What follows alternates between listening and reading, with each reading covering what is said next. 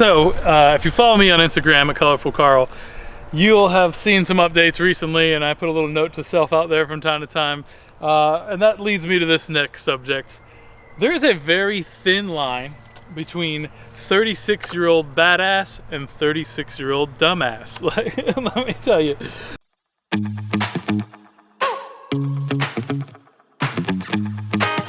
So I'm ripping all these beds out. This is like what's left over our beds, and we're gonna burn those in there.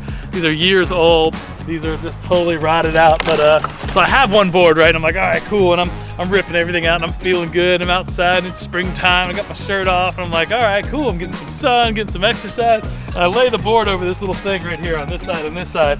And I get up here, and I just go, bam! And I bring my foot up, and I try to break this board in half, right? So the board breaks, but I can barely walk for the rest of the day. My heel's all fucked up. You know, and I have shoes on, and I'm just like, I'm thinking to myself, like, what an idiot. Like, why would I do that? Like, I could have picked up a heavy thing and smashed it, which probably would have been equally fulfilling for that, like, whatever the fuck that is, that testosterone want to break shit sometimes.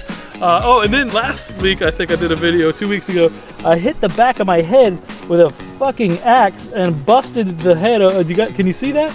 Like the healing wound, or is it blown out? It's too blown out. Oh man. Anyways, it's healing nicely. There's a clip of that, just like my bald ass head bleeding.